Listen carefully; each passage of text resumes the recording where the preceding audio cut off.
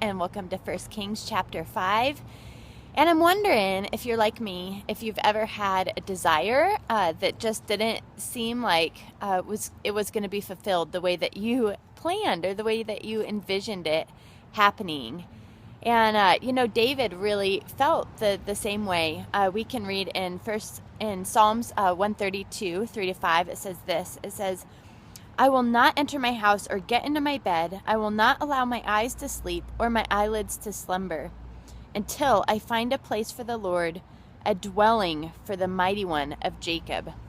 Right? This was David's passion, was to build a temple for the Lord. That was what he really, really wanted to do. And what we read in 1 Kings chapter 5, the first few verses, in verse 3, it says, Solomon talking is saying, my father David was not able to build a temple for the name of Yahweh, his God.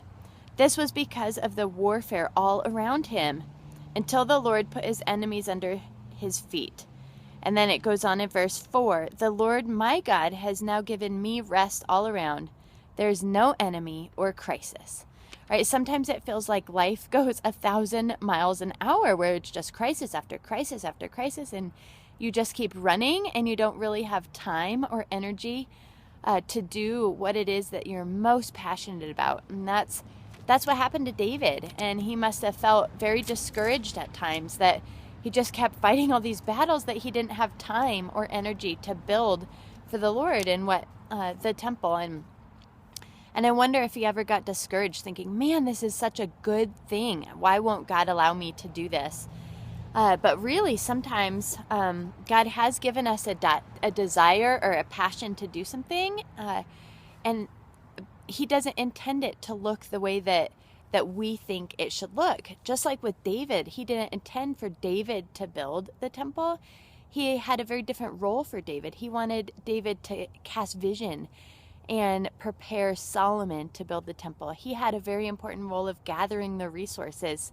And that was extremely important. If he didn't play his part, his whole vision, the whole thing of God's temple being built wouldn't have happened because he was very strategic. So really, sometimes we think the impossible thing is really just a not yet thing, and something we need to keep asking God for, keep asking God to align our hearts and to give us vision and to show us if what our part is, if we're having seeing it kind of the wrong way, but helping us to delight ourselves in him, that he would give us the desire of our heart.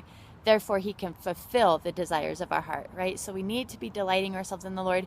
And another interesting thing in verse 4 talked about, Solomon was very clear to give credit to God, that God is the giver of rest. And we see that in Matthew 11:28, where Jesus is saying, "Come to me, all you who are weary and heavy laden, and I will give you rest."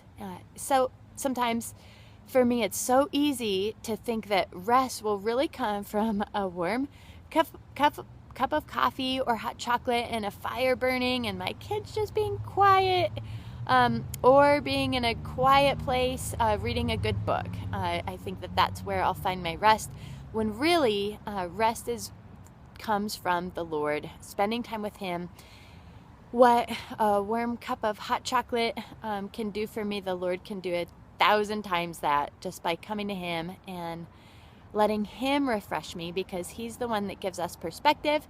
He's the one that reminds us what's true about him and about our circumstances, and gives soul rest, not just a physical rest. So let's find Jesus. Let him be our rest this week, our rest today, and just rest in the fact that he knows what he's doing, that he can give us vision for what he has for us, and trust that the desires and plans that he's given us, he will fulfill in his way, and we just need to keep walking with him.